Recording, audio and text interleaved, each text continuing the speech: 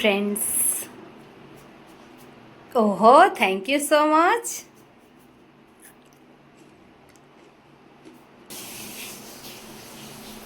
હે ફ્રેન્ડ્સ, તો બસ હું ભુજથી આવી ગઈ. ક્યારે આવી ગઈ હતી? અને જો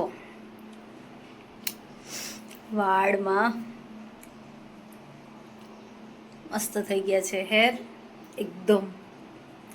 અને facial, eyebrow, upper lips, wax, manicure, pedicure બધું જ કરાવી આવી, કારણ કે ઓફરમાં હતું મસ્ત. અને મને ઘણા ટાઈમથી કરાવતું, ટાઈમ નહોતો મળતો.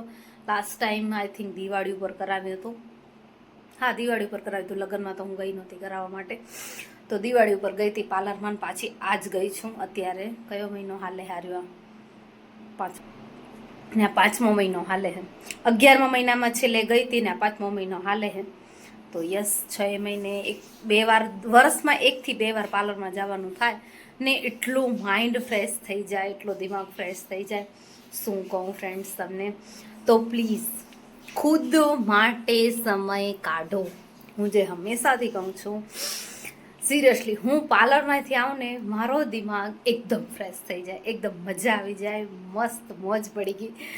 અને બસ ફેસ એકદમ ક્લીન થઈ ગયો. હમણાં વાડીએ જાતા દરરોજ તો એટલો ખરાબ થયો હતો.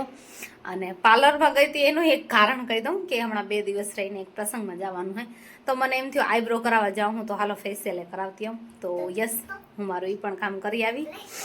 મારા ધ્રુવેશ દીકરો શું કહે છે? જો ફ્રેન્ડ્સ, મસ્ત ફેસ થઈ ગયો, વાળ પણ મસ્ત થઈ ગયા. બસ હમણાં થોડીક ચાહત રાખવાની. આના માટેના સાબુ શેમ્પૂ પણ હું અલગથી લઈ જ આવી હું, કેમ કે હમણાં કાંઈ ધ્યાન રહેતું નથી.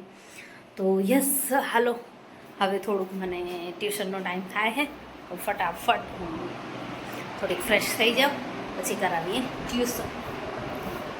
હા, મજા આવી ગઈ.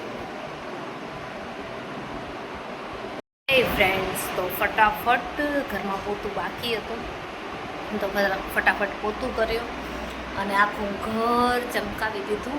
અને હવે હું કરું છું નાસ્તો. હવે ટાઈમ મળ્યો નાસ્તો કરવાનો. મેં તો આખા દીમાં કાંઈ ખાધું નથી. બપોરે બસ એક શેરડીનો રસ પીધો હતો, પછી મોડું થતું હતું, તો ભેલ પેક કરાવી ને આવી ગઈ ઘરે. ઘરે આવીને થોડું કામ રહી ગયું હતું, તો એ કામ કમ્પ્લીટ કર્યું. હવે અત્યારે ફ્રી થઈ છું થોડીક વાર માટે જ, કેમ કે હમણાં જો 6:45 તો થાય છે, હમણાં જમવાનું બનાવવાનો સમય થશે. તો બસ અત્યારે નાસ્તો કરી લઈ, પછી બનાવીએ ખાવાનું.